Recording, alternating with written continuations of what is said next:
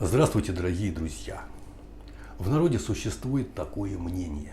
Если в ваше окно постучалась птица, жди беды.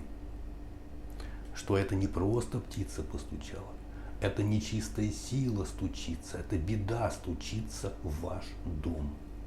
Ну и, естественно, предлагалось принимать какие-то меры противодействия, то есть как эту беду от себя отвести. Ну давайте разберем данную примету. Почему я хочу ее разобрать? В большинстве случаев она не срабатывает.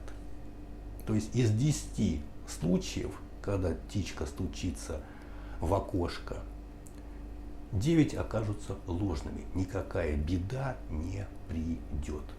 Ну, один случай может быть то ли случайность, то ли совпадение, то ли на самом деле нечистая заставила некую птичку стучаться в окно.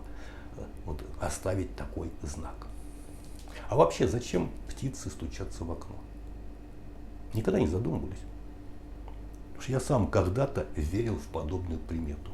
Но потом заметил, что довольно часто за окнами с внешней стороны собирается паутина, какой-то мелкий мусор, и в этой паутине запутываются какие-то насекомые или даже отложенные яйца этих насекомых, какие-то личинки. И вот птички прилетают эти личинки и этих насекомых склевать. Кушать-то хочется.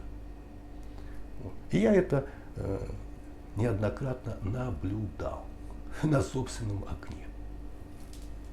Естественно, иногда они стучат в окошко. Почему? А потому что личинка может быть на стекле. Или паутинка там прилипла и что-то такое. Вот. Ну и создается впечатление, что птичка как бы стучится к вам в дом. Вот. Но это вот такое материалистическое объяснение, зачем птичка стучится в дом. Может и залететь, если форточка открыта, или там окно вообще открыли. Но опять, друзья мои, это тоже случайность. Она залетает, мечется, ищет выход обратно. То есть и за этим, как правило, ничего дурного, плохого не происходит. По крайней мере, в большинстве случаев. Но примета откуда-то возникла. Народ даже нельзя считать совсем прям глупым. А возникла она откуда? Потому что замечено. Если к вам в дверь или в окно кто-то стучится, вы выглядываете, никого нету. Вот после этого часто приходит беда. Поэтому и говорили, что беда постучалась, беда пришла, открывай ворота.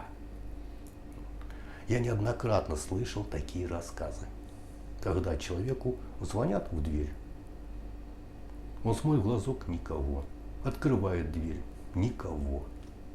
Или постучались в окно, а человек живет, допустим, там на 5-м этаже. То есть как бы постучаться не могли, ну и никаких птичек там он не наблюдал. Вот. Но после этого происходит нечто плохое. Может произойти в тот же день, может там через день, может там через неделю. Но обязательно это происходит. Ну и, естественно, любой мистик, оккультист, маг скажет, что да, это стучалась беда. Я сейчас вот вспомнился один случай из далекого прошлого, когда вот так вот звонили в дверь. Ну ладно, расскажу по порядочку. Вот женщина, вечер, ждет мужа с работы. Там ребенок учит уроки там, в своей комнате. Вдруг слышит звонок в дверь, такой коротенький звоночек. Думает, что там, кто там может быть. У мужа ключи есть, он сам откроет. Подошла, заглянула в глазок, да вроде никого. Не успела отойти, только присела на кухне. Обратно звонок в дверь. Но она подумала, может быть, дети балуются, там вот подростки. Ну, всякое бывает. Заглянул в глазок, вроде никого, никаких шагов тоже не слышно. Но в этот раз она решила остаться на месте. Так вот потопала, для вида вроде бы ушла. И стоит под дверью, ждет. Ну, ждала, ждала.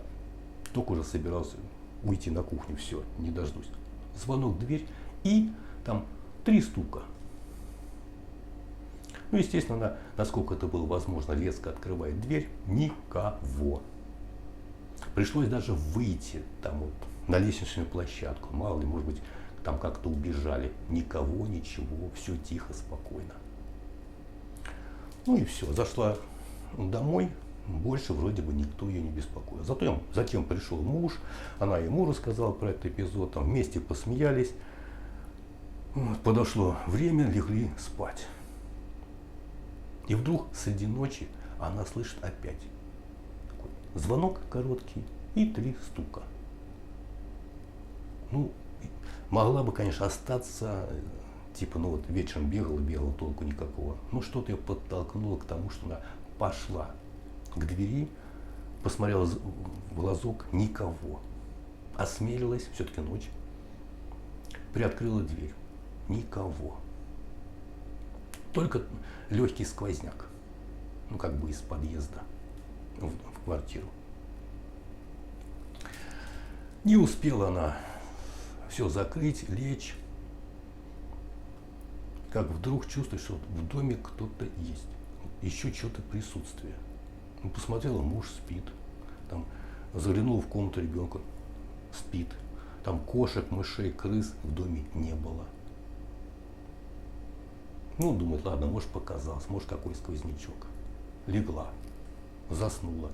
И вот среди ночи, уже где-то под утро, чувствует, что кто-то подошел к ее постели.